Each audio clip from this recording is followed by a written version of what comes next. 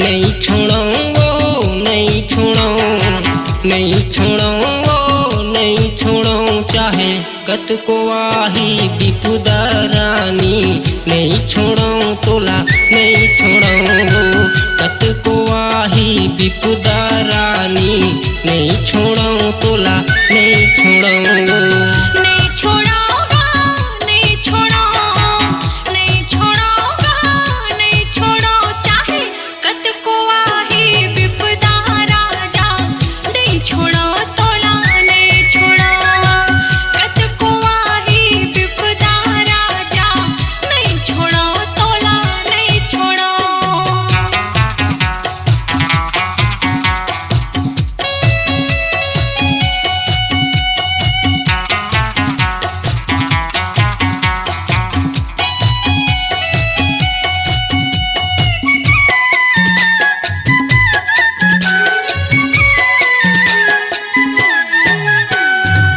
एक जन्म नहीं सातों जन्म वो माया करहूँ तोला जन्मों जन्म वो माया करहूँ तोला जन्मों जन्म वो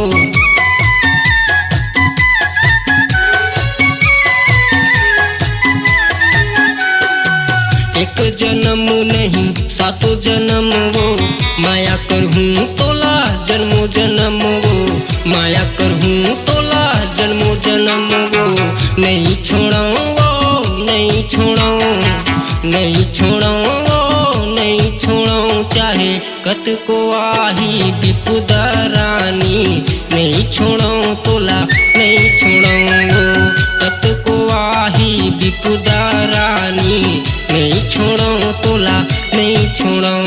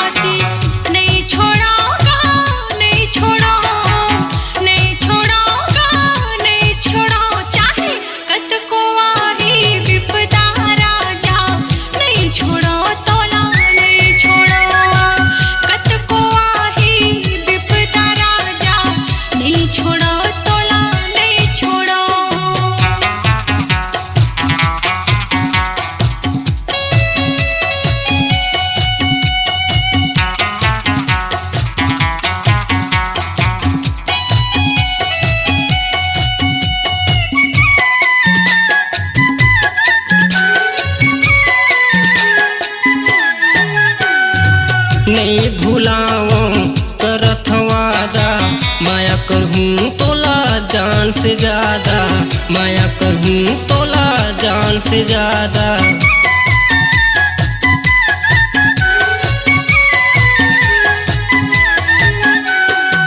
नहीं भुलाओ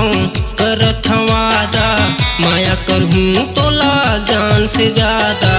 माया करहूँ तोला जान से ज्यादा नहीं छोड़ो नहीं छोड़ो नहीं छोड़ो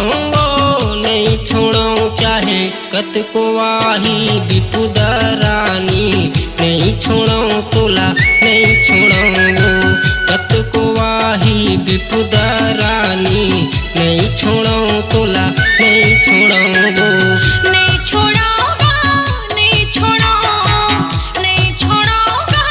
नहीं छोड़ो चाहे कत को आही विपदा राजा नहीं छोड़ो तोला नहीं छोड़ो कत को आही विपुदा रानी नहीं छोड़ो तोला नहीं छोड़ो कत को आही विपदा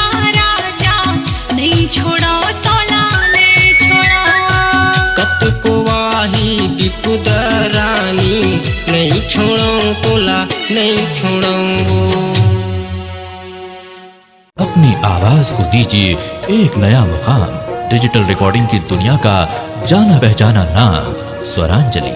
जहां गूंजती हैं ध्वनियां अपनी माटी की सौंधी सुगंध के साथ। छत्तीसगढ़ी संगीत के विविध रंग जो पहुंचाते हैं पूरे प्रदेश में डिजिटल रिकॉर्डिंग के संग। स्वरांजलि स्टूडियो, नेमी चंद गली नंबर 2, गंजपारा, रायपुर।